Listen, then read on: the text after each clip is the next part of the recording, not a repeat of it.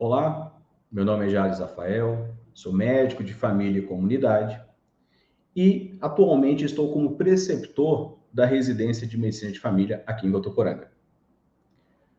A aula de hoje vai ser sobre assistência pré-natal e eu quero pontuar com vocês os principais pontos acerca desse tema. Só que antes é necessário fazer duas observações. A primeira observação é que essa aula ela foi criada com base nos protocolos do Ministério da Saúde e também da Febrasgo, e utilizei também alguns protocolos municipais daqui de Votuporanga, tá certo? O segundo ponto é que ao longo dessa apresentação pode ser que eu venha citar algum nome comercial, citar algum laboratório, e desde já quero deixar que não há nenhum conflito de interesses ao longo dessa apresentação. Bem, para falarmos de assistência pré-natal, primeiro eu preciso falar sobre o diagnóstico de gravidez. E aqui eu vou pontuar com relação ao TIG, que é o teste imunológico de gravidez, em que é feita a mensuração do beta-HCG urinário, e também temos o beta-HCG através da coleta de sangue, né?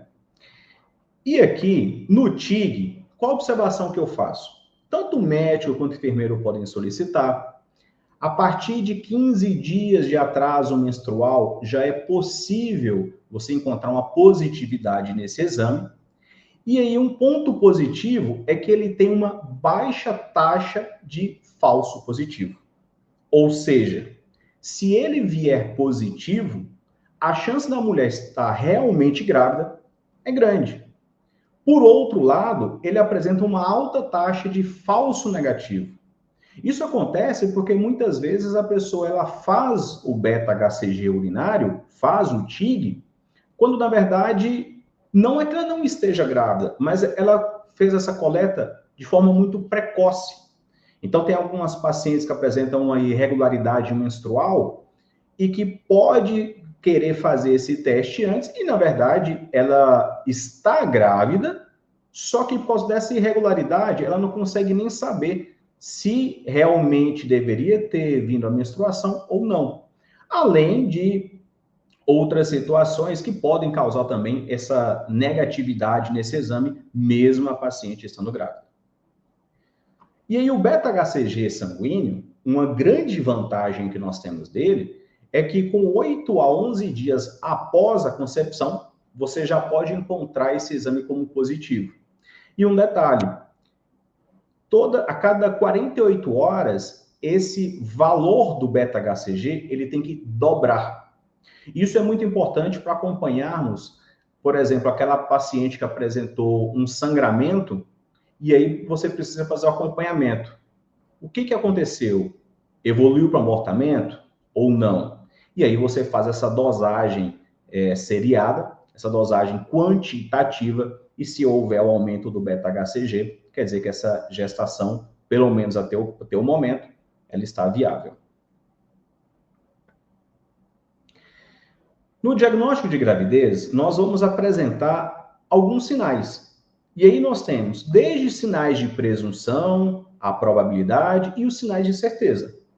Nos sinais de presunção, são aquelas modificações que a paciente vai nos relatar, como, por exemplo, manifestações clínicas. É muito comum a gestante apresentar náuseas, vômitos, tonturas, começa uma cialorreia, né, uma salivação excessiva. Então, essa paciente ela está com atraso menstrual, está com essas manifestações clínicas, começa a apresentar algumas alterações anatômicas, como aumento tanto de volume quanto de hipersensibilidade das mamas. Há um aumento, uma modificação na coloração vulvar, tá? Esses sinais de presunção são sinais que nos falam realmente a favor de uma gravidez, mas você não tem como cravar que é uma gravidez. Então, dos 3 sinais aqui, sejam de presunção, probabilidade ou de certeza, o mais fraco para você afirmar que é uma gravidez são os sinais de presunção.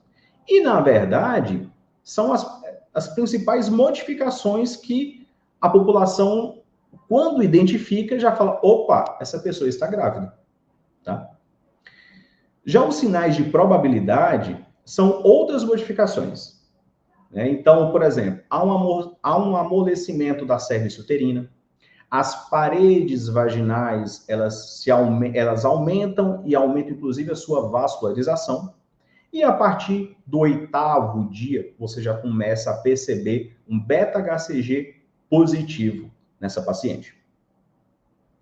Já os sinais de certeza é quando você consegue ou ver esse saco gestacional, ou você já começa a perceber os batimentos cardiofetais. No caso, para avaliarmos o BCF, a partir de 12 semanas, com o sonar, já é possível você identificar esse BCF. Por outro lado, o PINAR, com 20 semanas, você vai conseguir escutar. Essas datas aqui, o que acontece? Depende muito de que paciente que você está avaliando. Se você pegar uma paciente mais magra, é mais fácil você perceber isso. Só que é comum você perceber alguns médicos não gostarem de fazer essa avaliação, de tentar escutar esse BCF muito precocemente, porque pode gerar uma expectativa muito grande nessa gestante. Então vamos lá, por exemplo, vamos supor que você está com uma gestante de 14, de 15 semanas, né? E aí, teoricamente, pelo sonar, você já consegue ouvir, porque com 12 semanas esse útero ele já sai da cavidade pélvica e começa a adentrar na cavidade uterina. Só que se você não escutar ali, não é que esteja errado. Às vezes o tecido adiposo da paciente está um pouquinho elevado e acaba atrapalhando você conseguir fazer essa ausculta de forma adequada, você conseguir identificar esse BCF de forma adequada. Só que se você tentar escutar esse BCF e não ouvir, aí você vai gerar um quadro de ansiedade muito grande nessa gestante. Então, por isso que alguns médicos preferem fazer essa escuta, procurar esse BCF, quando está com um valor um pouco mais elevado, tá? Dentre os sinais de certeza, nós temos também as movimentações fetais, que é quando a mãe já relata, olha, eu estou sentindo alguma coisa, alguma movimentação. Lá no início, ela pode até confundir algumas alterações, né, até questão de gases mesmo, movimentação intestinal, ela pode até confundir como uma percepção de movimentos fetais. Mas o que nós sabemos que a partir da 18ª até a 20ª semana, essa gestante já consegue se identificar como movimentos fetais. E temos ultrassom também, que a partir de 4 semanas de gestação, já é possível identificar esse saco gestacional. E aí, os batimentos cardíacos, por volta da 6ª semana, já é possível também identificar, esse coração já está formado, então é possível fazer essa identificação. Aqui apenas para poder ilustrar o estetoscópio de PINAR, você percebe alguns profissionais utilizando, principalmente os profissionais mais antigos, só que a maioria dos profissionais até preferem um sonar obstétrico. E isso é um avanço na tecnologia, né? Se você tem a oportunidade de utilizar um aparelho tecnológico, um aparelho melhor, né, uma evolução tecnológica, por que não? Tá? O cuidado que você tem que ter aqui com o sonar é ver se está calibrado, ver se, como é que está a bateria, ou a pilha, né? O estetoscópio de PINAR, a dificuldade é que você tem que ter um ouvido muito bem treinado para você conseguir perceber se há realmente esse batimento ou não, tá? Então vamos lá. Você identificou que essa sua paciente ela realmente está grávida, ela realmente está gestante. E aí eu preciso determinar. Ótimo, como é que vão ser essas consultas? Primeira coisa é falar sobre o calendário de consultas. E aí o seguinte, não é que há uma regra, mas há uma recomendação, tá? A recomendação é que essa gestante, ela seja avaliada, tenha sua primeira consulta até a 12ª semana de gestação. Mas por que até a 12ª semana? Porque é o momento que você finda o primeiro trimestre. Você imagina essa gestante que não teve nenhuma consulta do primeiro trimestre. não iniciou uma suplementação, não fez exames laboratoriais, né? Você não conseguiu colher uma anamnese, um exame físico adequado, preparando para o longo da gestação, certo? Então, por isso dessa recomendação de você iniciar até a 12ª semana. E aí, nós temos as divisões de quantas consultas que ocorrerão ao longo da gestação. Há um consenso que até a 28ª semana, essas consultas elas ocorram de forma mensal. Da 28ª até a 36ª de forma quinzenal e a partir da 36ª de forma semanal, tá?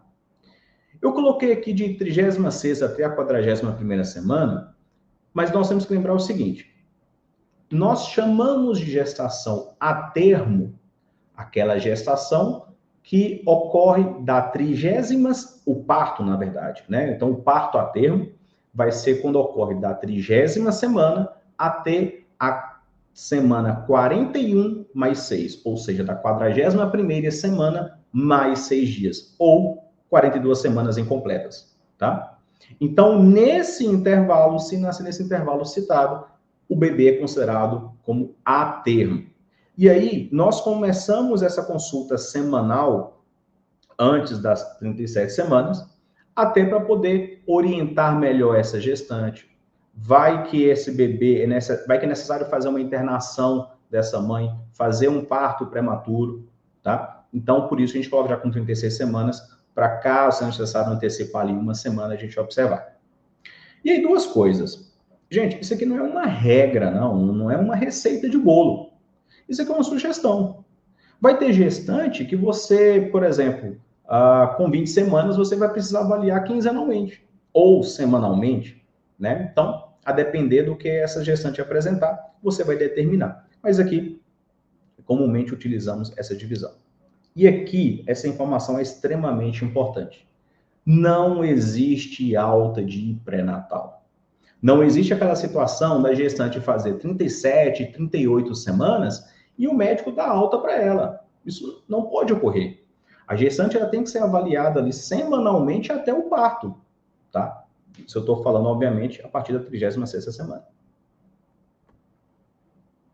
Aqui apenas para poder citar o protocolo municipal de Votuporanga, né, com relação ao alto risco, quando nós iremos encaminhar essa gestante para o AME.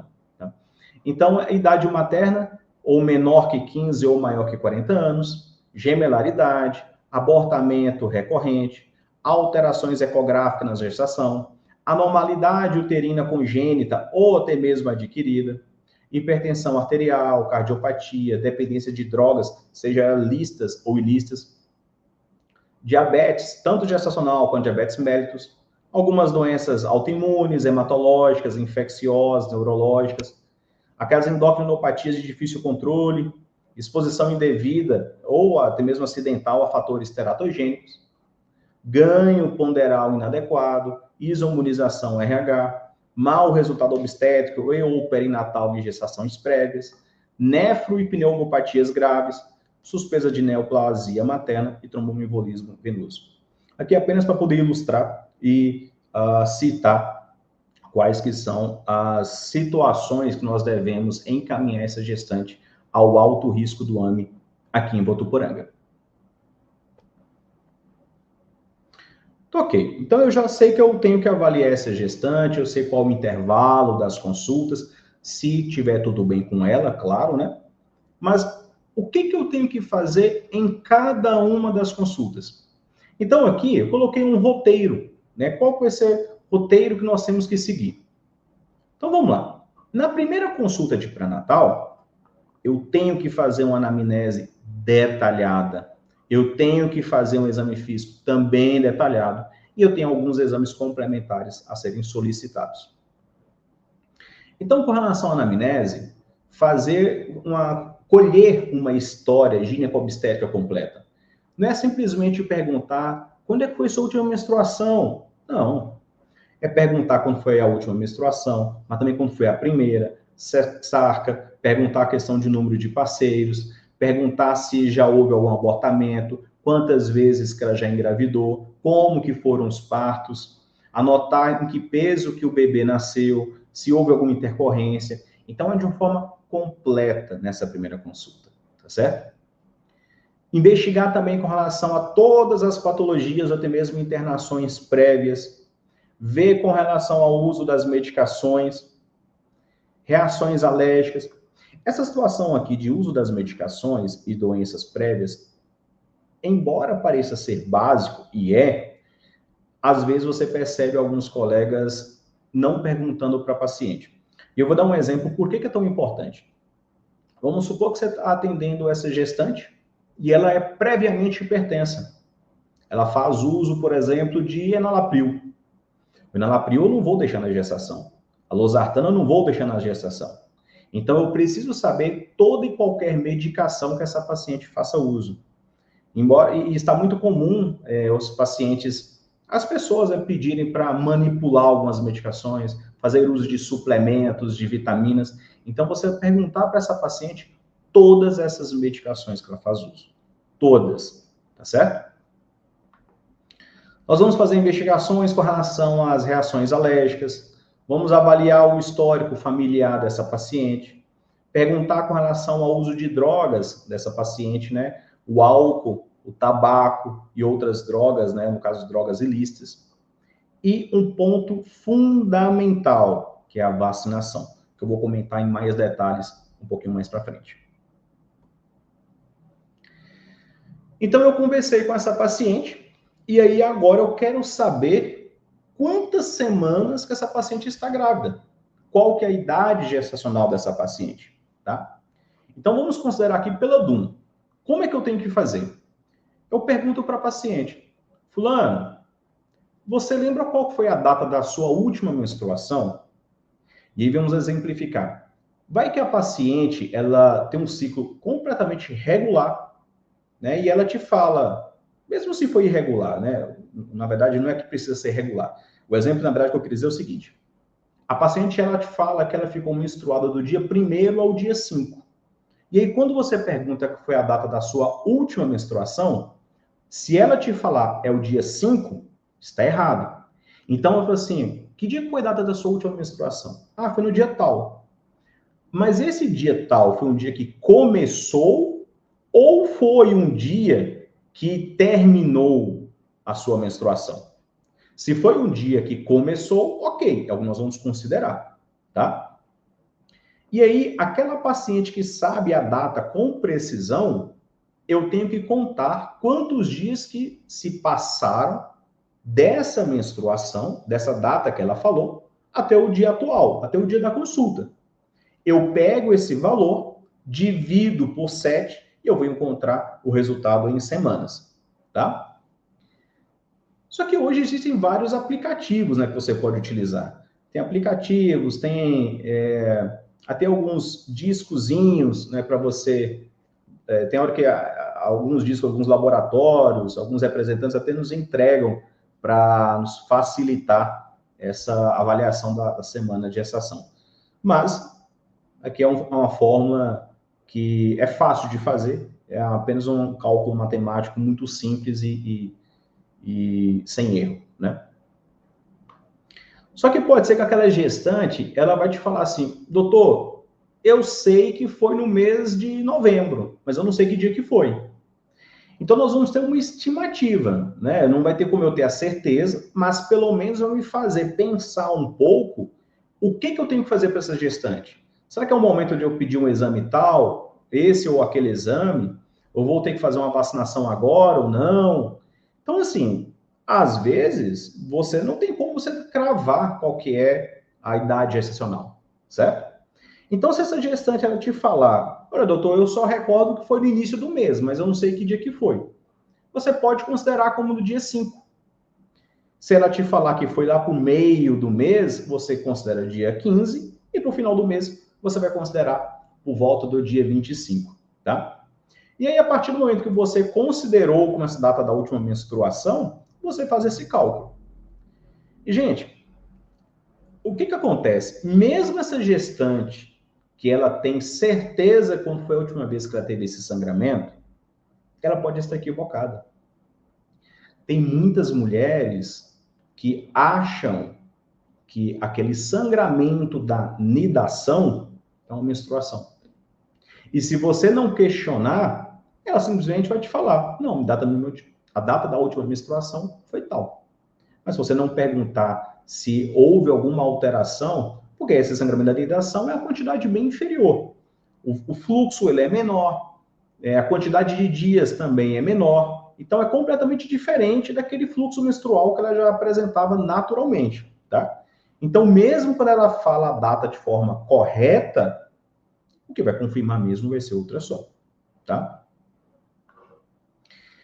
Só que tem aquelas mulheres que não vão ter a menor ideia de quando é que foi essa data da última menstruação. Por exemplo, é uma paciente que faz uso de um método contraceptivo hormonal, tá? E aí, por uma falha da medicação, que existe realmente, embora se você fizer o uso de forma correta, a falha acaba sendo pequena, mas é uma falha que existe, né? Os próprios métodos cirúrgicos, eles contêm falhas, porque o método hormonal não vai apresentar, né? Então, se ela te falasse, olha, não sei, não tenho a menor ideia, você pode começar a perceber por algumas situações. Como eu havia comentado, o útero, na 12ª semana, ele já começa a sair da pelve. Então, é uma forma de você avaliar. Já começa a ficar ali entre a pelve, perdão, ele sai da pelve e na partir da 16ª semana, ele já está ali entre a pelve e a cicatriz umbilical. Com 20 semanas de gestação, esse útero, ele tende a alcançar a cicatriz umbilical. Jales, isso aí é uma regra? Não, claro que não. Se você considerar que essa gestante, vamos supor que esse bebê ele esteja com um crescimento restrito, né? Isso vai afetar. Ou é uma mãe diabética e esse bebê está crescendo além do esperado, certo? Ou então é uma gemelaridade. Não tem como você cravar que a resposta é essa. Mas aqui já dá para a gente ter uma boa noção. E os movimentos fetais, como havia citado, na 18ª a 20ª semana de gestação. Mas o que vai definir mesmo vai ser o ultrassom. Então vamos lá. Como que eu vou saber qual que é a data provável para o parto?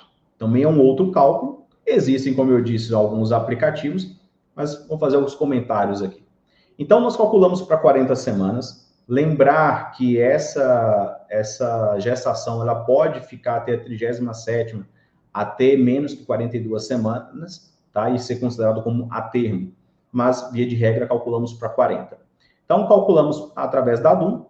E aí, o seguinte, nos dias, nós vamos somar 7, certo? Nos dias, somamos 7. E nos meses, se forem meses de janeiro, fevereiro e março, nós vamos acrescentar 9 dias. Nos demais meses, né, de abril a dezembro, nós vamos subtrair 3 para achar a data provável do parto. E uma observação, embora ocorra apenas a cada 4 anos, e talvez seja por isso que a gente tem que tomar um cuidado, atentar se é um ano bissexto ou não. Claro que eu estou falando isso aqui, é muito questão de provas, de concurso, para essas coisas. Na prática, não é questão de um dia que vai gerar uma diferença muito, muito grande, de forma tão absurda assim, tá? É mais para questão de provas mesmo e, enfim. Então, apenas para poder exemplificar aqui, nessa primeira paciente, a DUM 13/4 de 2023, a data provável do parto, então, eu acrescento 7, então a data vai ser, o dia vai ser 20. Como já está em abril, eu tenho que diminuir 3. Então, 4 menos 3 dá 1. E aí eu acrescento um ano aqui, certo? Então, se a DUM dessa paciente é do dia 13 de abril de 2023, a data provável do parto é 20 de janeiro de 2024. No exemplo 2, a DUM do dia 5 de fevereiro, então 5 mais 7, 12. Como ele está entre aqueles meses que eu citei, janeiro, fevereiro e março, eu somo 7. Eu somo 9, perdão. Então, 9 mais 2, 11. Então, a data provável do parto, no dia 12 de novembro de 2023. E nesse caso aqui, eu coloquei apenas para poder exemplificar com relação ao ano bissexto, certo? Então, 2024 foi um ano bissexto, tá? Então, apenas para poder exemplificar. Porque aqui no dia 20 mais 7 deveria ser 27, certo? Mas por ser o fevereiro ser bissexto, então ficou como 28 aqui. E aí, dando continuidade, nessa consulta, nessa primeira consulta pré-natal, nesse exame físico, nós temos sim que fazer um exame físico detalhado dessa paciente. Nós temos que avaliar, nós temos que fazer essa inspeção da pele, das mucosas, vamos ver com relação ao IMC, temos que fazer as auscultas cardíaca, pulmonar, ver se essa paciente ela está normotensa ou se mesmo já está com uma hipertensão, tá? Avaliar com relação a edemas. E aí uma coisa interessante que ocorre na gestação é o seguinte, a gestante ela vai ter um aumento do débito cardíaco. Se eu tenho um aumento do débito cardíaco, eu consigo escutar melhor algumas alterações cardíacas. Por exemplo, a paciente pode ser que ela já tenha um sopro, só que estava inaudível. E aí, por ela estar grávida, como aumentou esse débito cardíaco dessa gestante, dessa mulher, esse sopro que inicialmente estava inaudível, mas ele estava presente, agora você consegue escutar, tá? E isso na primeira consulta, pode ter sido na primeira consulta você não perceba tanto essa diferença, né? A não ser que essa primeira consulta seja mais avançada. Só que, e se essa mulher já tiver alguma alteração e que você não saiba? Já ajuda, inclusive, a fazer as programações de tratamento, seja durante a gestação, até mesmo após a gestação, para essa mulher. E, é claro, fazer um exame gineco-obstétrico, tá? Às vezes a mulher tem algum tipo de corrimento que ela está achando normal e, na verdade, não é. Acha que é um corrimento fisiológico e, na verdade, não é um fisiológico. Pode ser que ela tenha alguma alteração na genitália dela, tenha algum ferimento. Como é que estão os mamilos dessa paciente? Tá? Então, é necessário fazer essa primeira avaliação, essa avaliação de forma mais completa, para aí, futuramente, evitar problemas e você conseguir orientar melhor essa paciente. Com relação aos exames complementares, os exames laboratoriais, ultrassom, que eu vou comentar um pouquinho mais para frente também, entrando em detalhes. Isso aqui é a primeira consulta pré-natal. E nas demais consultas? Demais consultas, eu vou fazer uma anamnese atual, eu vou simplesmente atualizar de forma mais sucinta. Eu vou fazer um exame físico mais direcionado, de acordo com a idade gestacional dessa paciente. Eu tenho que verificar essa vacinação, verificar esses exames complementares e anotar na caderneta de gestante. Não adianta você pegar esses exames, avaliar, tomar conduta, anotar no seu prontuário e não anotar na caderneta. Lembre-se que essa gestante, outra pessoa poderá avaliar, tá? Mesmo que você esteja no seu consultório particular, por exemplo, essa gestante ela pode ser avaliada por outro profissional. E se ela tiver alguma intercorrência, precisar ir na maternidade? Não é você que vai estar lá. Você não vai ter acesso ao seu prontuário, tá? E aí, por isso que é importante você fazer essas anotações, deixar essa caderneta atualizada. E um detalhe que poucas pessoas fazem é não só pedir, como anotar os exames do pré-natal do parceiro. Muitas vezes é negligenciada esses exames, tá? Vou fazer também essas medidas educativas, vou orientar sobre trabalho de parto, tá? E fazer uma conduta mais direcionada. Com relação ao trabalho de parto, eu recordo uma vez que eu atendi uma paciente, ela já estava por volta de 36, 37 semanas, e ninguém sequer tinha comentado para ela com relação ao trabalho de parto. Ela não tinha a menor ideia do que fazer, do que é. E você pode falar assim, pô, Jales, mas antes de 37 semanas é prematuro. Por que eu não oriento só com 37?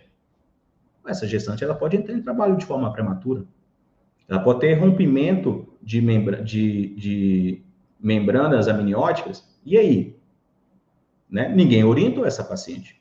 Então, eu costumo, assim, por volta lá de 30 semanas, 32 semanas, eu já faço as orientações com relação ao trabalho de parto. E é claro, em cada consulta eu vou reforçando sobre isso daí, tá? Então vamos lá. Com relação aos exames laboratoriais, aqui eu dividi com relação ao trimestre, certo? Então no primeiro trimestre, qual que é a recomendação? Você solicitar o hemograma para ver se tem uma anemia, verificar com relação à função tireoidiana, verificar a tipagem sanguínea e fator RH. E o fator RH, eu faço uma observação. Se por acaso essa gestante vier com fator RH negativo, obrigatoriamente você tem que avaliar o fator DU, tá? Alguns laboratórios já fazem isso automaticamente. Mas se porventura esse laboratório que você pediu o exame, ele não fizer, você tem por obrigação de solicitar esse exame. Já por que é importante esse fator DU? Porque se essa gestante apresentar um fator RH negativo, mas o fator DU for positivo, essa gestante não é negativa.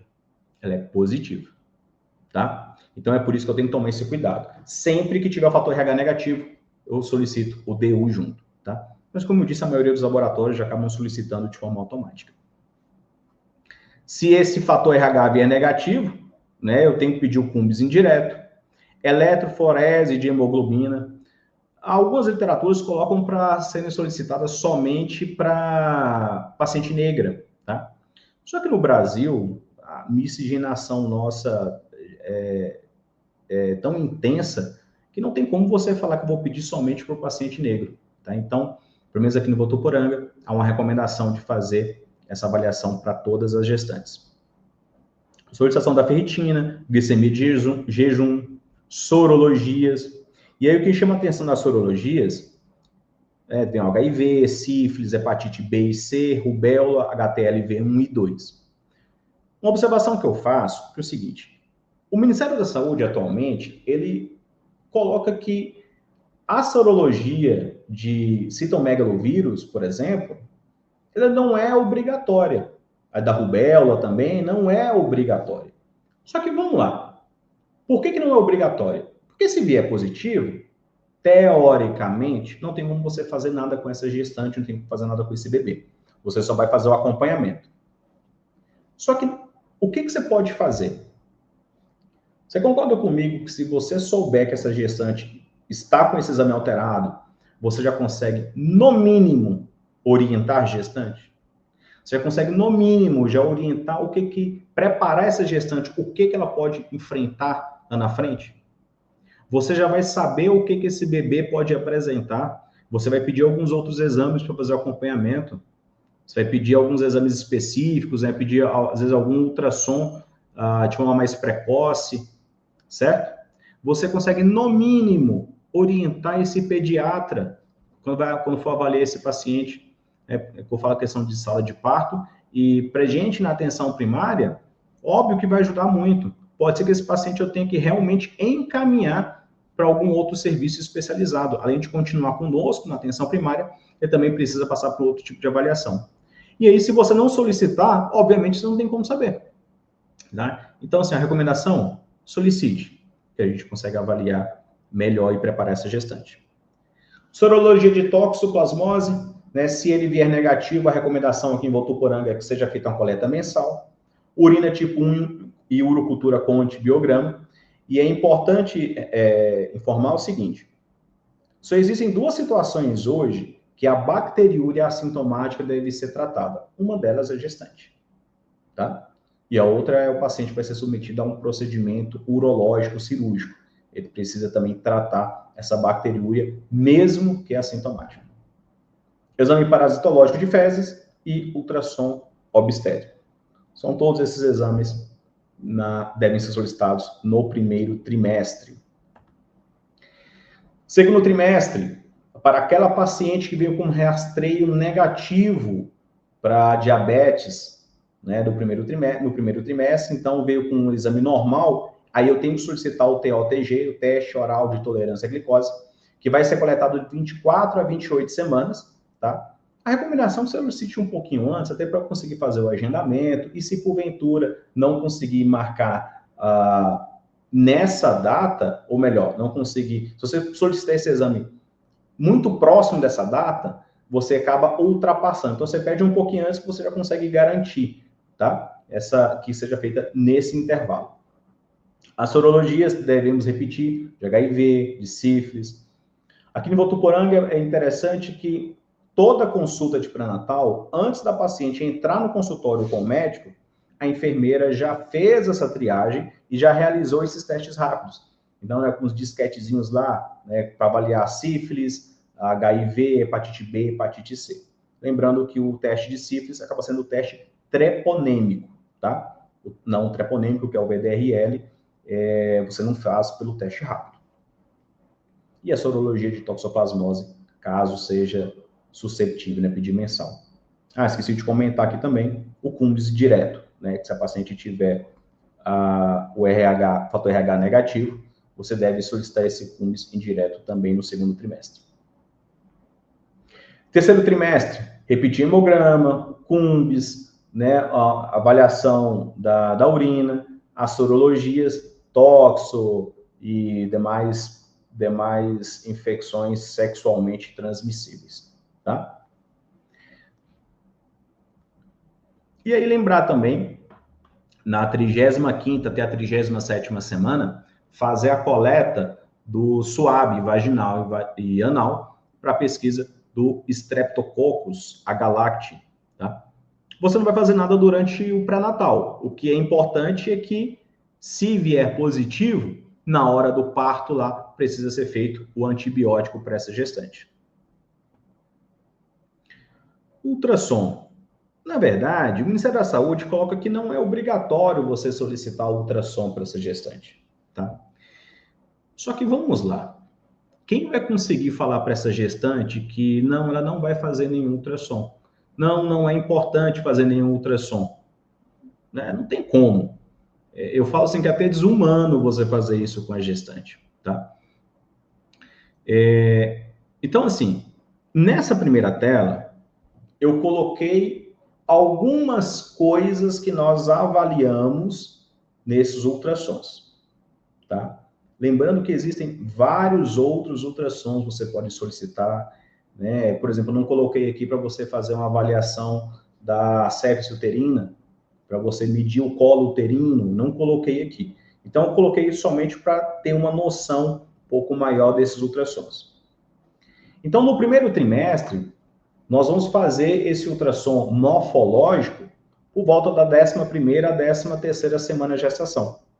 É nesse período que nós vamos verificar com relação à translucência nucal, avaliação do osso nasal, mas eu também posso avaliar essa corionicidade, eu vou determinar essa idade gestacional, essa viabilidade do feto, tá? Muitas vezes, essa gestante ela já fez um outro ultrassom antes dessa primeira semana.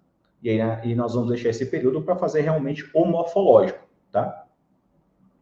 No segundo trimestre, nós temos também o morfológico fetal, e nós vamos fazer com 20 a 24 semanas.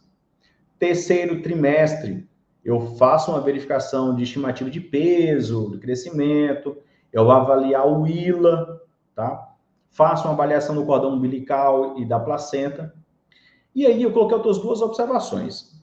O morfológico do terceiro trimestre geralmente é feito entre a 28ª até a 32ª semana. E nós temos um outro exame, que é o perfil biofísico fetal, em que são avaliados 5 itens desse bebê. E aí, a partir da 32ª semana, você pode solicitar. Como eu disse, aqui são solicitações, são observações gerais dos ultrassons. Aqui em Votuporanga, o que nós fazemos? Primeiro que nós não conseguimos, na rede, solicitar ultrassom morfológico. Já, eles não conseguem fazer o morfológico de forma alguma? Consegue. Quem? O obstetra, né, o médico obstetra do AME, ele consegue fazer a solicitação, tá? E você também consegue, caso haja alguma justificativa. Então, você está avaliando a paciente. Tem alguma situação que você suspeita que pode estar alterado, aí você faz a regulação via UAC e solicita o exame. Mas, via de regra, quem faz essa solicitação são somente os obstetras no AME, tá? O que nós conseguimos fazer? ultrassom obstétrico simples, tá? Mas não é porque usa a palavra simples que ele é de baixa qualidade. Não, não é, tá? É porque, na verdade, o ultrassom você consegue avaliar muitas coisas. Às vezes, até no particular, você não faz todos aqueles ultrassons, né? Então, a saber, são 3 ultrassons são solicitados aqui na atenção primária, tanto no primeiro, segundo e terceiro trimestre, tá? É a observação que eu faço aqui para tomar cuidado na data da solicitação, para não deixar pedir muito em cima da hora e essa paciente ficar sem esse exame. Vacinação. E aqui começa a ficar um pouco mais séria a nossa aula, tá? Tudo que eu falei aqui até agora são aspectos básicos que todo mundo tem obrigação de saber. Não que daqui para frente não tenha obrigação, mas eu falo assim que são as informações muito superficiais, muito básicas mesmo, tá? Então, com relação à vacinação, a primeira vacina que eu quero comentar é com relação à influenza, que ela é uma vacina, um vírus inativado, tá? Ela pode e deve ser aplicada em toda gestante em qualquer idade gestacional, e ela é aplicada somente durante a campanha sazonal, tá? Em dose única, perdão, dose única é feito essa aplicação dessa vacinação. Aqui eu percebo que muitos colegas acabam cometendo um erro. Na vacinação contra tétano, difteria e coqueluche, o que muitos colegas fazem é observar apenas se a gestante fez o uso da DTPA a partir da 20ª semana. Só que não é só DTPA, tá? O que quer dizer isso aqui? O seguinte, a DT, que eu vou avaliar difteria e tétano, a DT eu tenho que avaliar quantas doses foi aplicada nessa gestante. Se essa gestante não tiver nenhuma dose, eu obrigatoriamente eu tenho que fazer 2 doses de DT, com um intervalo de 30 a 60 dias entre as doses. E a terceira dose vai ser DTPA, que a partir da 20ª semana eu já posso aplicar nessa gestante, tá?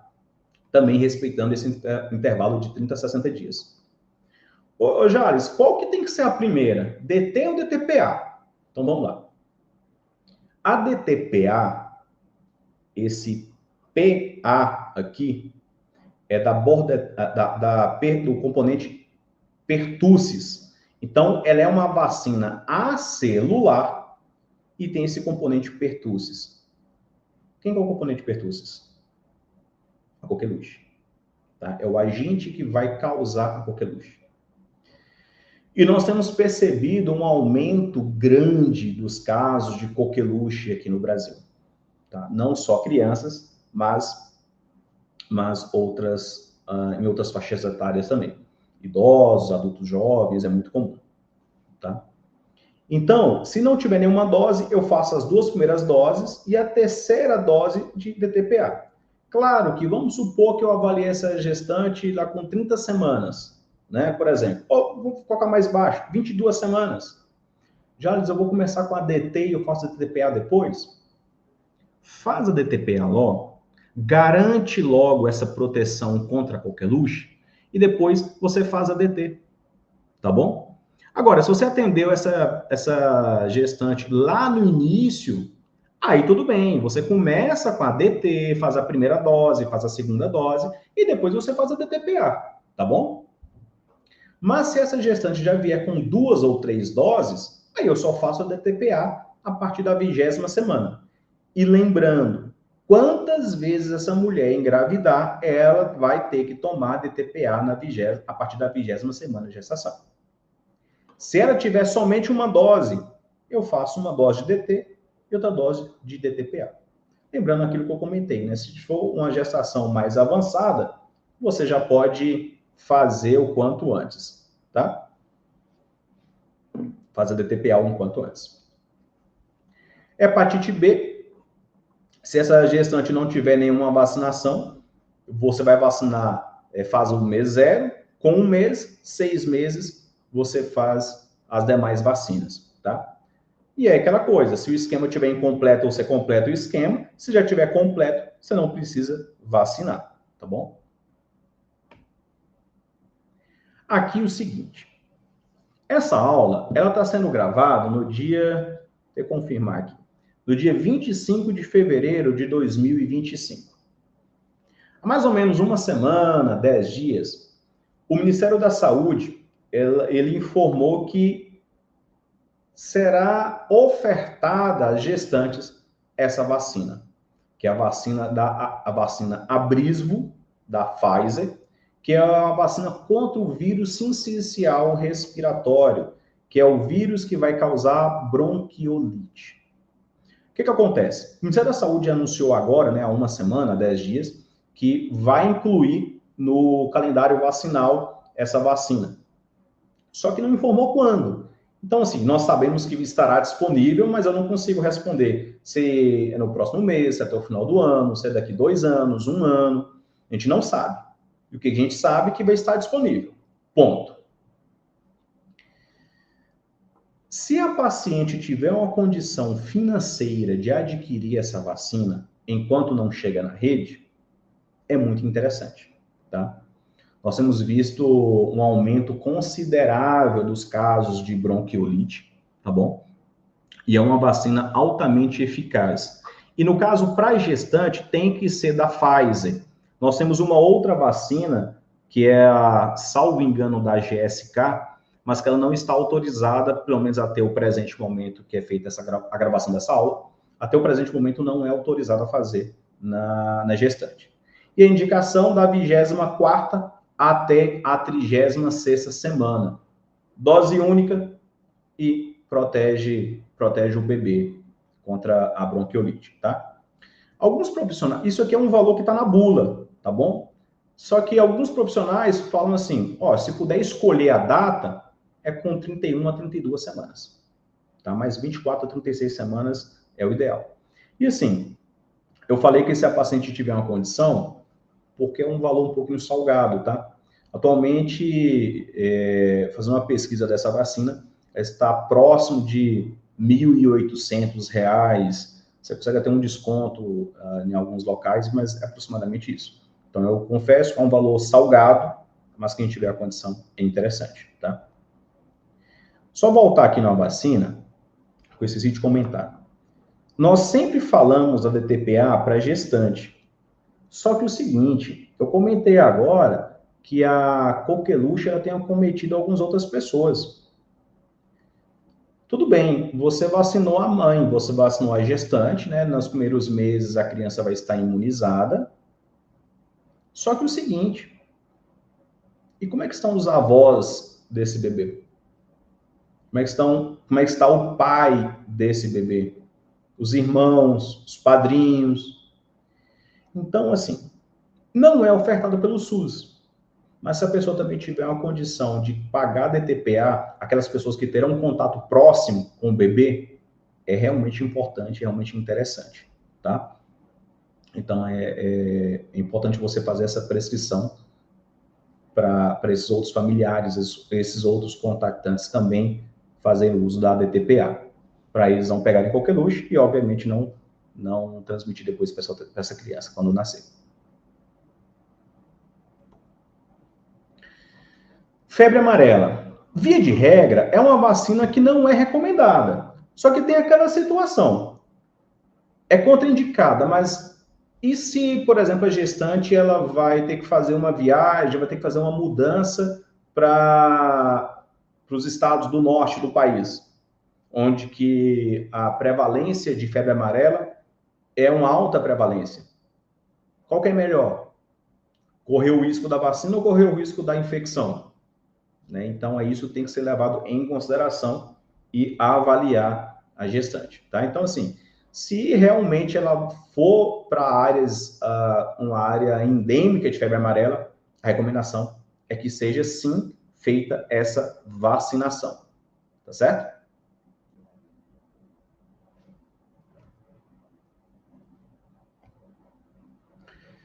Com relação à vacinação contra a raiva humana, uma observação que eu faço é o seguinte. Em 2022, houve uma publicação do Ministério da Saúde, houve uma publicação da nota técnica com relação à raiva humana. Nós sabemos que a raiva humana é uma doença que, infelizmente, não tem cura. Então, 100% das pessoas infectadas por raiva, infelizmente, irão falecer. O que tinha nas recomendações antes dessa nota técnica? Se o paciente ele tiver uma lesão, né, uma mordedura, um arranhado, e for considerado como um ferimento grave, deveria sim fazer a vacinação e até mesmo o soro para essa pessoa. Só que a partir dessa nota técnica, mudou a conversa. Então, nós só vamos fazer o soro, né, ou a vacina antirrábica se esse animal ele morrer, ele fugir ou adquirir raiva, ou adquirir sintomas de raiva, isso tudo dentro de um intervalo de 10 dias. Então, assim, primeira coisa você pergunta, é um animal passível de observação? Se você conseguir observar esse animal por 10 dias, você não precisa fazer a vacina, tá? Nem o soro. Então, para maiores informações, vale a pena dar uma atualizada nessa nota técnica, tá? E aí fica o seguinte, se essa gestante realmente ela for exposta a essa lesão, né, essa lesão com esse animal, se não consiga observar esse animal, aí sim nós vamos ter que fazer a vacinação para essa gestante, tá bom? Mas é somente para tocar no assunto, porque houve essa atualização e algumas pessoas ainda não estavam cientes. Até a população leiga mesmo, com frequência, ela chega a ter gente na consulta, falando que, mandaram eu vir aqui para eu tomar a vacina porque o meu cachorro me mordeu, né? Então, se você conseguir observar, não é mais necessário fazer essa vacinação. Tá? Mas dá uma olhadinha na nota técnica, que tem outras informações importantes também. Outra situação que é importante comentar, vamos supor que essa gestante ela teve contato com uma pessoa que está com varicela, está com a boa e velha catapora, né? Boa não tem nada, né? Só um jargão mesmo, né? Mas Então, assim, se essa gestante teve um contato com a varicela, o que eu tenho que fazer? Obrigatoriamente, eu tenho que fazer a imunoglobulina humana anti-varicela zoster. E embora eu possa utilizar até 10 dias, eu tenho que fazer, idealmente, com 96 horas após o contato dessa pessoa após o contato dessa gestante com essa pessoa com a varicela, tá? Isso é importante a gente lembrar, porque pode ser que essa gestante ela tenha um outro filho, né? Então, vamos lá, uma criança de 5 anos, 6 anos, está na escola e vem com catapora. Por mais que a criança esteja tudo bem, por mais que essa gestante não teve lesão nenhuma, não pegou a catapora, mas se ele teve contato, ela tem que fazer essa imunoglobulina, tá? E aqui, comentando rapidamente sobre algumas queixas que são muito frequentes na gestação. Nós sabemos que essa alteração hormonal que essa mulher está sendo submetida pode gerar diversas queixas, diversas alterações, e que são muito comuns essas reclamações, essas pontuações durante a consulta. Então, aqui, aquela modificação hormonal, né, principalmente por causa do beta-HCG, é muito comum que essa gestante reclame de náuseas e vômitos. E você pode orientar ela a fazer uma dieta mais fracionada, você vai evitar frituras, gorduras, vai evitar líquidos durante as refeições e pode administrar sintomáticos, né, como dimenidrato com piridoxina. Aqui é a vitamina B6, tá? Então, por isso que tem... Acaba falando o nome comercial, mas como eu havia citado no início da apresentação, sem conflito de interesses nenhum. Você tem o Dramin B6, por exemplo. Metoclopramida, ondansetrona, você pode utilizar também. Ondansetrona, eu faço uma observação, salvo engano, em 2018, eu lembro que eu estava na residência, eu estava como R1 de Medicina de Família, e surgiu eu acho que uma tese de mestrado, uma dissertação de mestrado da Espanha, não sei, eu não recordo qual país, mas que comentava que a ondansetron estava proibido para gestante, que teria um potencial teratogênico. E eu lembro claramente que na época a Febrasgo soltou a nota falando que não é verdade, que o estudo estava cheio de viés e que estaria liberado, tá? Então, somente essa observação, que pode ser que alguém ainda comente isso, mas foi um estudo com alguns vieses e por isso foi descartado. A pirose também é muito comum, então são medidas muito parecidas com a das náuseas e vômitos, e evitar café, chá preto, mate, que pode piorar. O hidróxido de alumínio, hidróxido de magnésio, é claro que a gente tenta evitar, né? Mas se for necessário, a gente pode passar assim para gestante. Inibidor de bomba de prótons também pode ser necessário prescrever para essa gestante. Outra queixa comum é a cialorreia, né? Então, além dessas outras recomendações, orientar que essa paciente que esses sintomas são mais comuns no início e que a expectativa é que melhore ao longo da gestação, tá? Algumas podem queixar muito de astenia, ou até mesmo de uma lipotímia, e às vezes está relacionado a ter um jejum prolongado.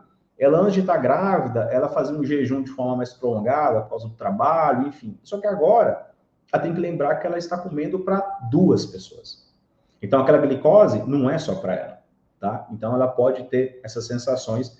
Então, vamos fracionar um pouco mais essa dieta e evitar esse jejum mais prolongado. Com relação às dores abdominais, a primeira coisa que eu tenho que pensar é o seguinte: são contrações uterinas ou não? Se não for, ótimo. Será que essa dor abdominal que está tendo é alguma infecção? Então eu descartei algo mais grave? Se eu descartei algo mais grave, agora eu vou pensar nas outras situações, né? Então eu tenho que aumentar essa ingesta hídrica dessa paciente, eu tenho que aumentar o consumo de fibras, porque pode ser que ele esteja apresentando isso por causa de uma constipação. Ou então, pode ser que ele esteja apresentando essas dores por causa de gases, por causa de flatos, tá? E aí, tem um detalhe muito importante. O intestino ele é altamente sensível quando ele se distende. Quando ele enche de gás, é aí que vai causar muita dor no intestino, tá? E nós temos alguns alimentos que eles são conhecidos como serem alimentos de alta fermentação. Tem uma classe de alimentos que nós chamamos de food maps. Então, os alimentos food maps, eles têm uma alta fermentação. E são alimentos simples, não são nada assim, vamos dizer, são alimentos da nossa alimentação diária mesmo. Eu estou falando, por exemplo, de cebola, de brócolis, tá? Então, feijão, repolho, são alimentos que podem aumentar esses gases nessa gestante. Orientar também para ter cuidado com leite, com açúcar, que pode piorar essas dores abdominais, essas cólicas, tá? Com relação a hemorroidas, né? Evitar a constipação. Então, melhorar essa alimentação, essa ingesta hídrica, fazer os banhos de assento, mas cuidado com o papel higiênico, tá? O ideal é que evite papel higiênico. Então, após a evacuação, ela tomar um banho. A mastalgia, primeiro orientar que é muito fisiológico, né, por causa do aumento mamário, desenvolvimento dessas glândulas, e é uma recomendação que essa gestante utilize um sutiã mais reforçado. Lombalgia, lembrar que essa gestante, ela está ganhando peso, essa barriga está crescendo, e a musculatura dela ainda não está acostumada com essa nova modificação. Então, naturalmente, a musculatura abdominal não vai conseguir mais proteger a lombar como fazia antes, tá? Então, é corrigir postura, você pode até ser feito calor local, usar sapatos baixos e confortáveis, e pode ser utilizado também analgésicos simples, tá? Na cefaleia, a primeira coisa que eu tenho que fazer é descartar a doença hipertensiva na gestação, tá? Não adianta eu pensar assim, pré-eclâmpsia é somente a partir da 20ª semana.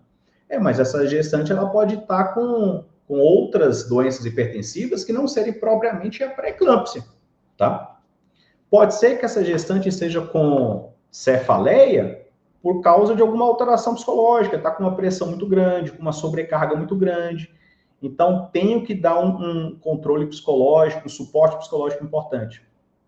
E aí você pode utilizar dipirona e paracetamol.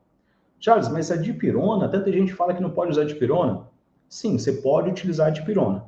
Claro que, se você puder evitar, melhor. Mas a gente sabe que algumas pacientes não respondem tão bem com o paracetamol. Tá? A dipirona é um potente analgésico, ele é muito bom, tá? E pode ser, sim, utilizado pela gestante. Com relação a varizes, câimbras, edemas e membros inferiores, são situações similares, né? Então, assim, evitar o ortostatismo prolongado, evitar aquelas roupas muito justas, né? No caso das varizes, manter um repouso com os membros inferiores mais elevados. Você pode fazer para as câimbras massagem e calor local, né? Fazer os alongamentos. E no caso do edema dos membros inferiores, em muitas situações vai ter que se usar, sim, a meia elástica, tá? Então, assim, no caso de varizes, principalmente aquelas mais com CEAP mais elevado, muitas vezes nós vamos prescrever essa meia elástica para essa paciente. Então, vamos lá. Tem um comentário que eu faço, e meus amigos ginecologistas obstetras que me desculpem, mas eu falo assim, na medicina, se tem uma cadeira, né, uma área que tem muita controvérsia, ou melhor, não muita controvérsia, mas muita literatura divergente, né, é a área da obstetrícia. E dentro da suplementação, parece que é mais ainda. Já é um dado concreto que você está falando? Não, às vezes é só um achismo mesmo. Tá? Porque a hora que você encontra algumas informações na literatura e em outra não é bem assim. Então, o que eu estou querendo dizer com isso? Na suplementação, tradicionalmente, o que nós fazemos, e é o que é recomendado pelo Ministério da Saúde, é fazer a suplementação com ácido fólico e sulfato ferroso. E ponto. Tá? Então, ácido fólico e sulfato ferroso. Qual que é a recomendação do ácido fólico? Se a gestante for de um risco habitual, eu vou fazer 400 microgramas por dia e vou fazer 5 miligramas se a paciente for de alto risco. Já diz, mas como que é esse 400 microgramas? Se ela tiver o metilfolato, tiver condição de comprar, melhor ainda, né? Ela acaba sendo de melhor absorção e mais fácil essa administração. Mas se não, você pode prescrever o ácido fólico ele em gotas e prescrever essas 400 microgramas. Qual que é o problema? A maioria das gestantes que fazem uso desse ácido fólico em gotas tomam uma vez para nunca mais. Diz que é nada palatável, é muito ruim mesmo. E na época, quando eu ouvi de uma gestante, que era difícil, inclusive, você conseguir pingar, o conta-gotas era muito ruim. Mas é claro que pode variar de laboratório para laboratório. Então, assim, via de regra, a gente passa como 5 miligramas para essa paciente, tá? Tem alguns estudos levantaram a hipótese de valores de ácido fólico com autismo, mas nada confirmado, tá? Então, não tem nada de concreto. Então, esse ácido fólico, o ideal é que seja iniciado 1 a 3 meses antes dessa mulher engravidar, tá bom? E o que nós sabemos que vamos manter até a 12ª semana de gestação. Quando eu comentei que existem algumas divergências na literatura, é porque tem literatura que fala que nós vamos deixar o ácido fólico até o parto. Só que assim, para que é prescrito o ácido fólico? Para prevenir defeitos no fechamento do tubo neural. Que o tubo neural ele se fecha com 12 semanas. Por isso que eu deixo até a 12ª semana de gestação. Por que alguns autores colocam como manter até o final da gestação? Para prevenir a anemia megaloblástica. Só que não é bem assim, né? A gente vai acabar fazendo exames nas gestantes com certa frequência, né? Então, não precisa. Não é a recomendação, inclusive, do Ministério da Saúde. Existem algumas formulações, como polivitamínicos, né, que até tem uma dosezinha de ácido fólico, a gestante fica tomando, mas a recomendação do Ministério da Saúde é que seja feita até a 12ª semana de gestação. No sulfato ferroso, a recomendação é que seja feita com 40 miligramas de ferro elementar por dia. E aí a observação que eu faço é que o sulfato ferroso não é o ferro elementar, tá? O sulfato ferroso, ele contém apenas 20% de ferro elementar. Então, é uma proporção de 1 para 5. Se eu tenho um comprimido sulfaterroso de 200 miligramas, eu estou dando para essa gestante 40 miligramas de ferro elementar. E isso é importante quando nós vamos fazer o cálculo para não prescrever de forma errada.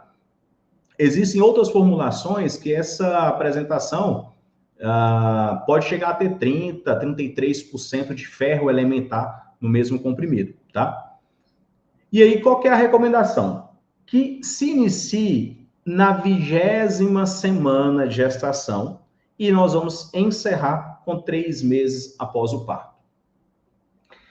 E aí, a controvérsia é que é o seguinte, essa é uma recomendação do Ministério da Saúde, mas o próprio Ministério da Saúde tem alguns manuais que falam para iniciar um sulfato ferroso tão logo descubra a gravidez, tá? Mas o que é maior consenso é que seja iniciada com 20 semanas de gestação. Mas, assim, como eu disse, você tem literaturas pedindo para iniciar o quanto antes. Uma observação que eu faço com o sulfato ferroso, cuidado, que ele pode causar muita constipação mesmo nessa gestante. E o cálcio? Suplementa, não suplementa? O que eu faço com ele? O que acontece? O cálcio nós já utilizamos para prevenção de pré-eclâmpsia naquelas pacientes com alto risco, certo? Só que agora, no dia 14 de fevereiro, ou seja, há 11 dias atrás, o Ministério da Saúde soltou essa nota informando que a suplementação de cálcio deve obrigatoriamente ser feita para todas as gestantes no país. Certo? Como é que deve ser feito? O carbonato de cálcio, ele vem com 1.250 miligramas, o que dá 500 miligramas de cálcio. Então, é feita uma suplementação com 2 comprimidos, ou seja, a dose de 1.000 miligramas de cálcio por dia, a partir da 12ª semana até o parto, tá? Que horas que eu vou dar o cálcio para a gestante? Qualquer horário, tá? Só que tem uma recomendação que seja feita à noite para evitar a administração com alguns outros alimentos, tá bom? E aí eu tenho que tomar um cuidado com essa administração, tem que ter um intervalo mínimo de 2 horas da administração do suplemento de ferro, tá bom? Então tem que ter esse intervalo, tem que tomar muito esse cuidado. E aí vem a recomendação de você pedir para a gestante tomar à noite esses 2 comprimidos, com um copo de água ou preferencialmente com um copo de leite, acaba tendo uma quantidade maior de cálcio, facilitando essa absorção também, tá certo? E aí vem o seguinte, você está atendendo essa gestante, fazendo essa consulta pré-natal de forma adequada, só que aí esses exames vieram alterados.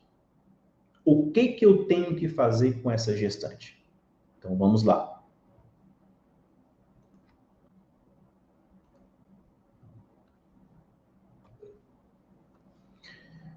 Então, assim, eu pedi o exame para essa gestante e aí ela veio com fator RH negativo. Academicamente dizendo, o que eu tenho que fazer? Eu tenho que verificar se esse parceiro ele é um RH positivo ou negativo. Porque se ele for um RH positivo ou desconhecido, eu tenho que solicitar um CUMES indireto, tá? Só que assim, gente, nós não estamos aqui para julgar ninguém. Nós estamos aqui para cuidar dessa paciente, tá certo? Existem situações que a paciente realmente não sabe quem é o pai da criança. Ou pode ser que ela esteja com um outro parceiro e que não seja o pai.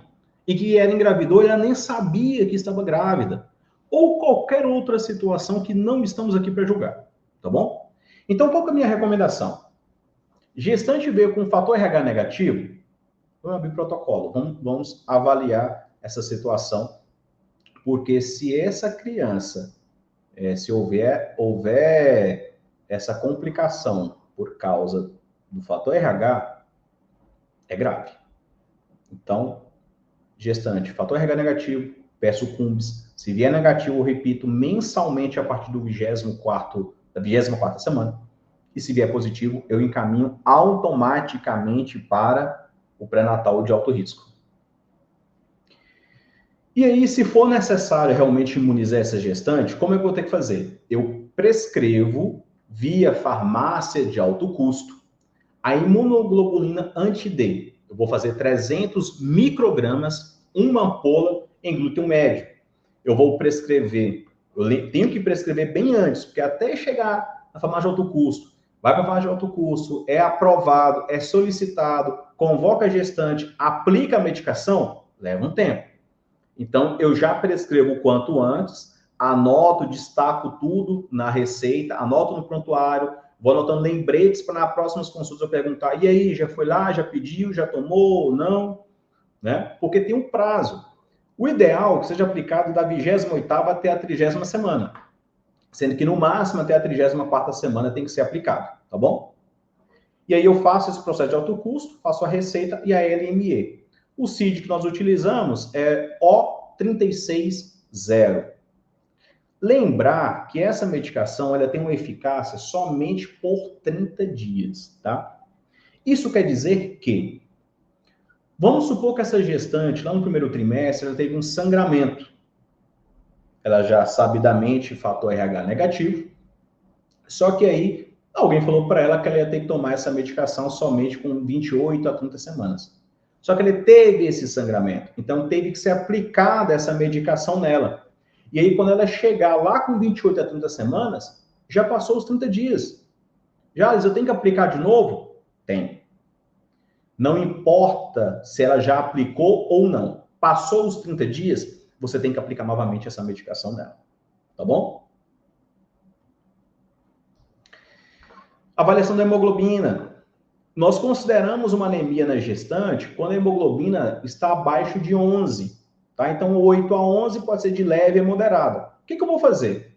Fazer uma avaliação parasitológica de fezes. Pode ser que essa gestante já tinha uma anemia antes de engravidar e agora acentuou por causa da gravidez, tá? Ou até mesmo ela só começou agora na gestação e tem algum problema que eu tenho que identificar, né? Então, vou pedir o parasitológico, posso fazer essa reposição de ferro elementar para ela, de 3 a 5 comprimidos por dia, e vou repetir o hemograma.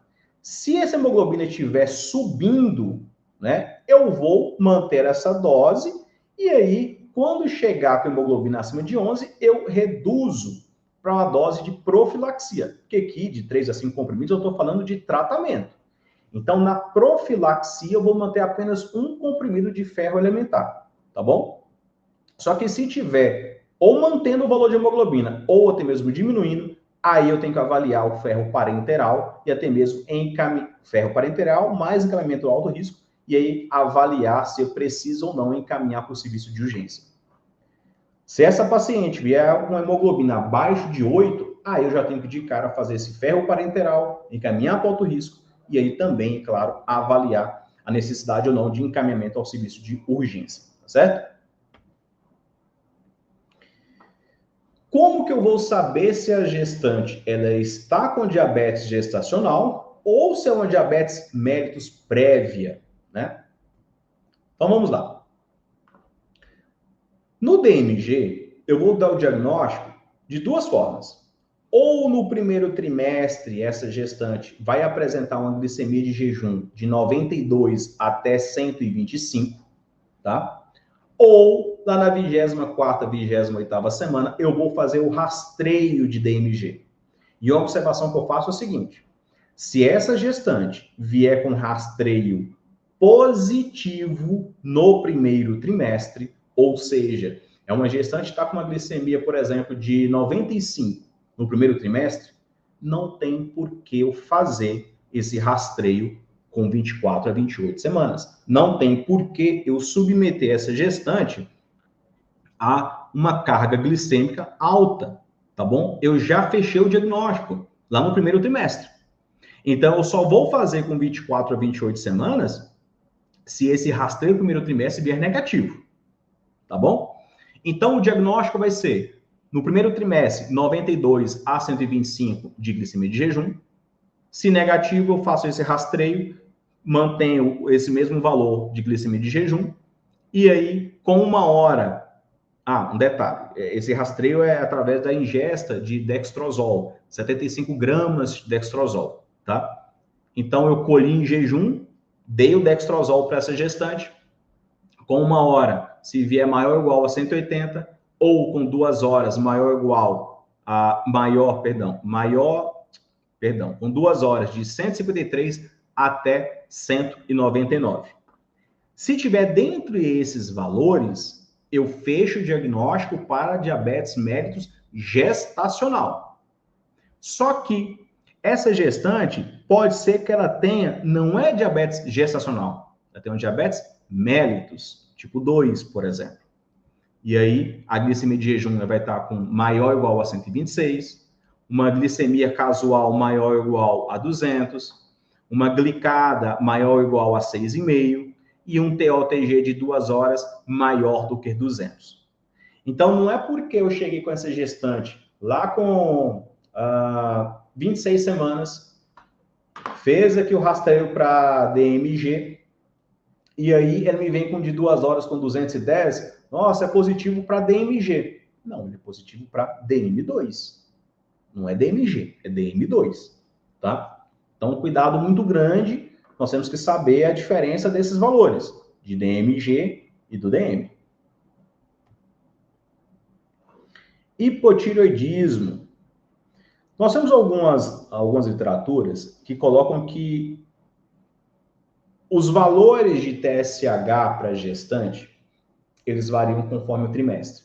Né? Então, colocam assim, primeiro trimestre tem que ser menor do que 2,5, e segundo e terceiro trimestre, menores do que 3.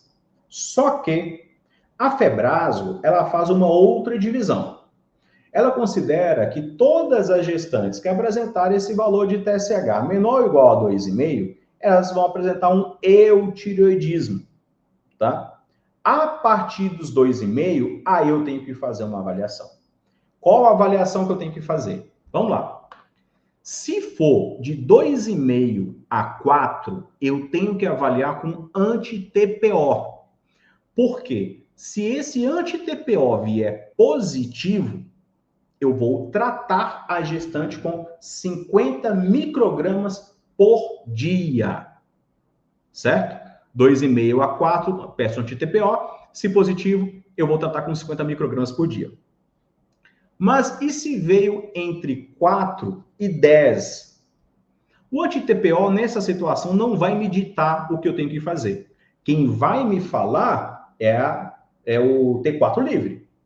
Se essa gestante está com um TSH acima de 4, eu já sei que eu vou ter que fazer a levotiroxina.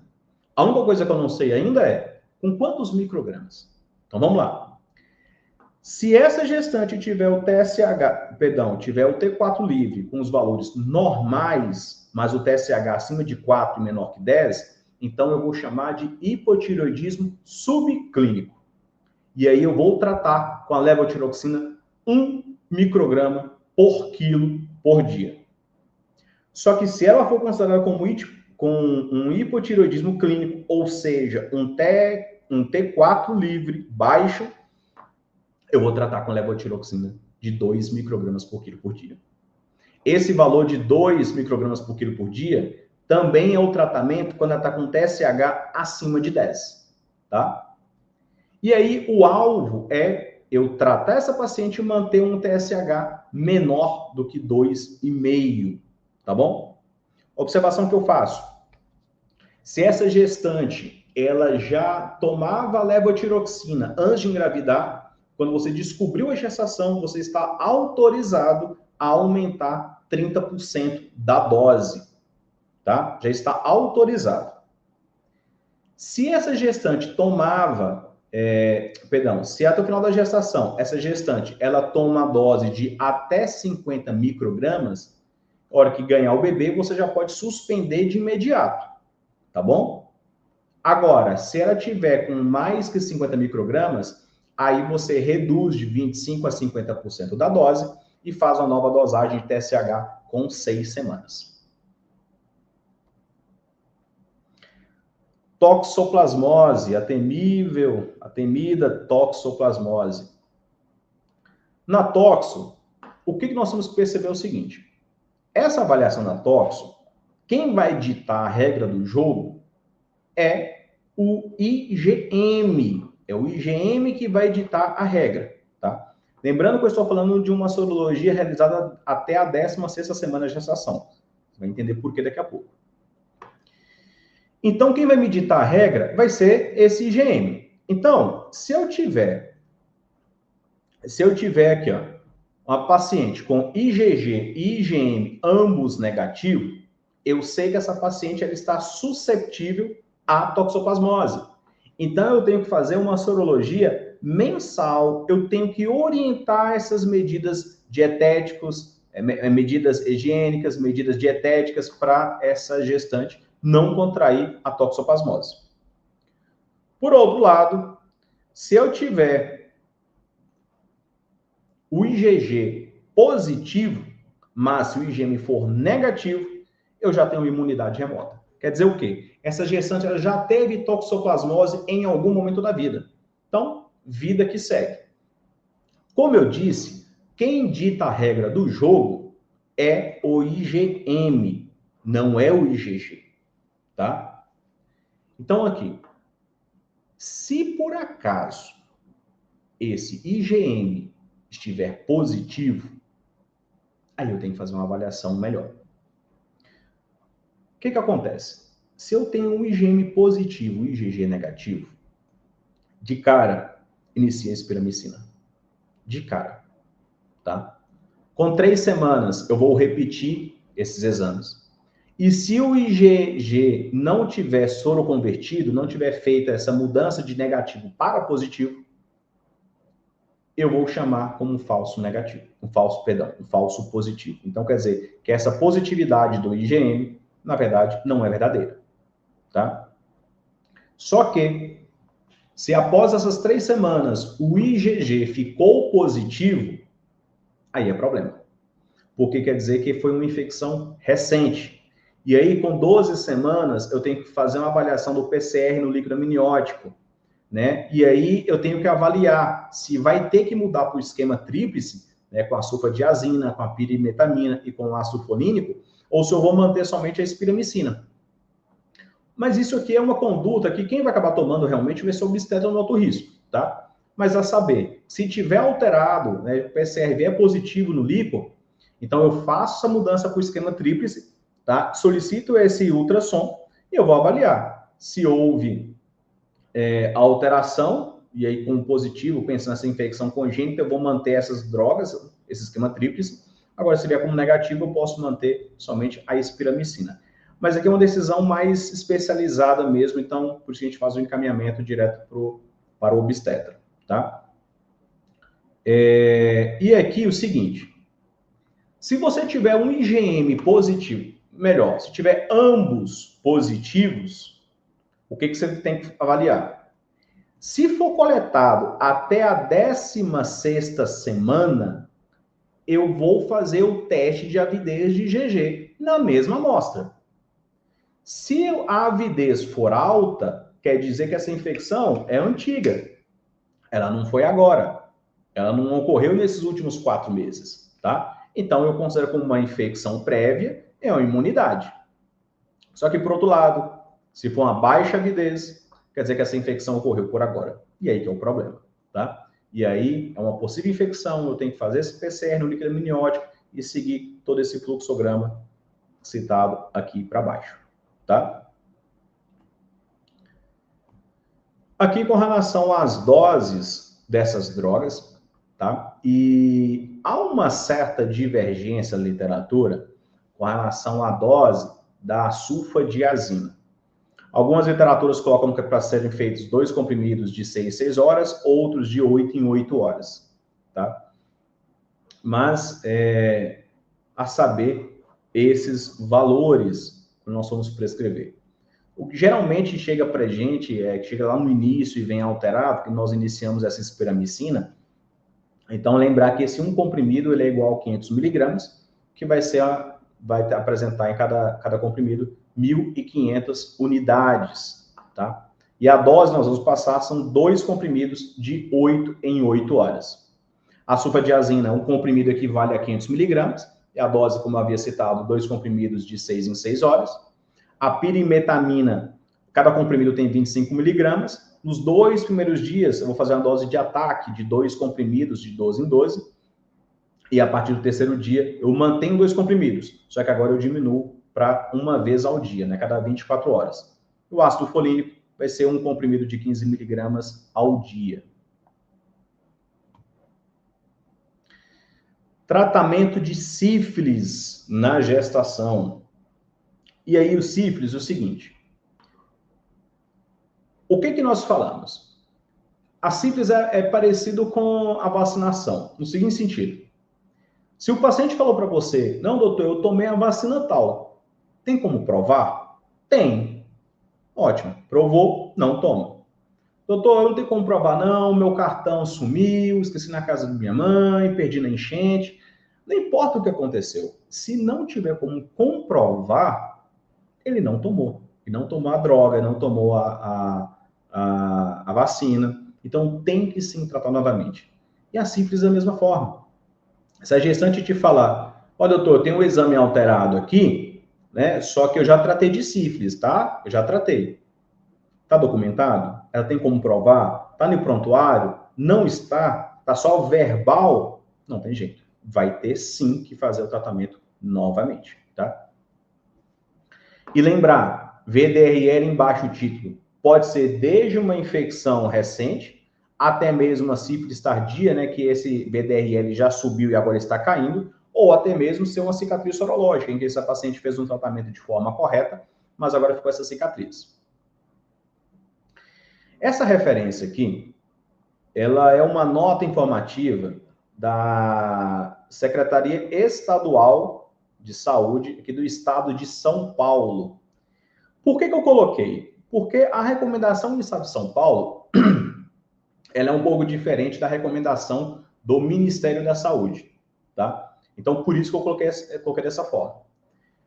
Na Secretaria Estadual de São Paulo, coloca aqui, se essa gestante ela foi identificada como sífilis, portadora de sífilis recente, né, então a infecção primária, secundária, ou até mesmo uma latente recente, ou seja, já tem um ano de evolução, eu tenho que fazer uma dose total de 4,8 milhões de penicilina benzatina, tá? E aí, obviamente, eu vou fazer a metade da dose por semana. Então, a cada aplicação vai ser de 2,4 milhões uma vez por semana.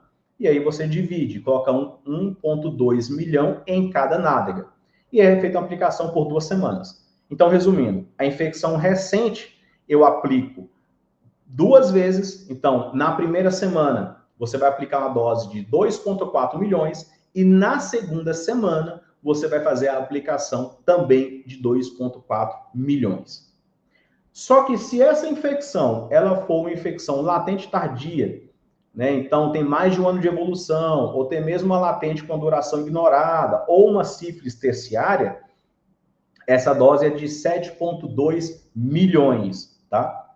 E aí, no caso, eu vou ter que fazer 2,4 milhões por semana, num total de 3 semanas. O que difere a Secretaria Estadual do Ministério da Saúde é aqui.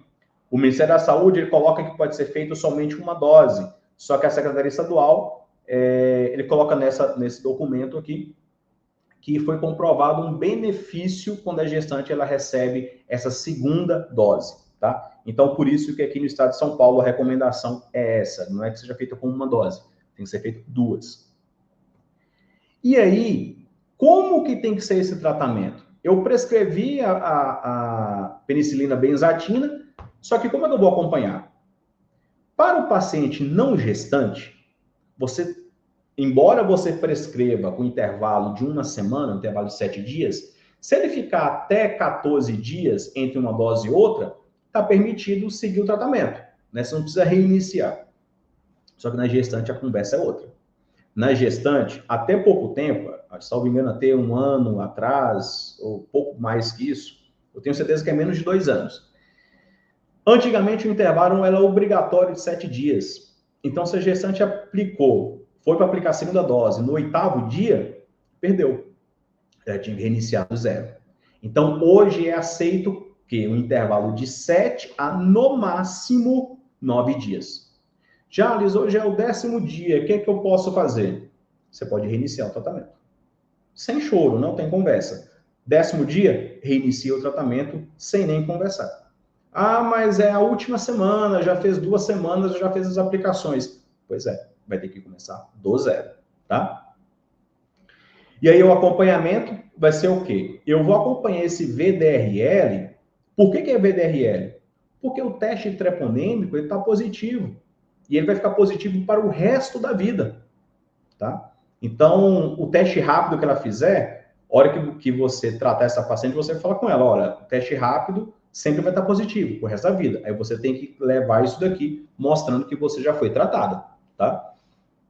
Então, você vai fazer o acompanhamento com o VDRL e tem que observar a queda de 2 diluições em até 3 meses ou na queda de 3 diluições em 6 meses do VDRL. Se você perceber uma elevação dos títulos de VDRL em 2 diluições ou até mesmo mais, eu tenho que pensar numa reinfecção, eu tenho que pensar numa falha terapêutica ou até mesmo um tratamento inadequado. Então, pode ser que uma paciente deveria receber 3 doses, você prescreveu 2. Prescreveu errado, e vai ter que reiniciar esse tratamento para ser gestante. Tá? E aqui, nós consideramos como uma gestante adequadamente tratada, quando ela é feito o tratamento de forma completa, com a penicilina benzatina, e tem um tratamento finalizado com, no mínimo, 30 dias antes do parto. Não é começar, é terminar todo o tratamento até 30 dias antes do parto. E tem que estar com tudo documentado. Antigamente, colocava como ser adequadamente tratado quando o parceiro sexual também foi tratado. Só que nesse documento da Febrasgo, coloca o seguinte, abre aspas, o tratamento do parceiro sexual foi retirado do critério que define o tratamento materno adequado, mas isso não o exime de ser tratado. Fecha aspas, tá? Então, por mais que saiu do critério para eu considerar como adequadamente tratado, eu tenho sim que fazer o tratamento dessa gestante. Certo? No pós-parto, eu vou fazer um acompanhamento do VDRL por 1 ano. Então, vou solicitar nos meses 3, 6, 9, 12 de pós-parto, eu faço acompanhamento com esse VDRL. Bem, essas foram as referências utilizadas, tá? Como eu disse, tem muita coisa do Ministério da Saúde, muita coisa da Febrasgo, tá? Da Secretaria Estadual de São Paulo e também da Secretaria Municipal daqui de Votuporanga. Como eu disse, que são os pontos principais na consulta do pré-natal, tá certo? Então, são os pontos mais importantes que nós temos que lembrar. Claro que nós temos inúmeros outros pontos, nós temos inúmeras outras patologias, mas aí acaba sendo uma aula bem maior do que essa, já passamos aqui de 1 hora de aula, tá? Mas é isso, certo?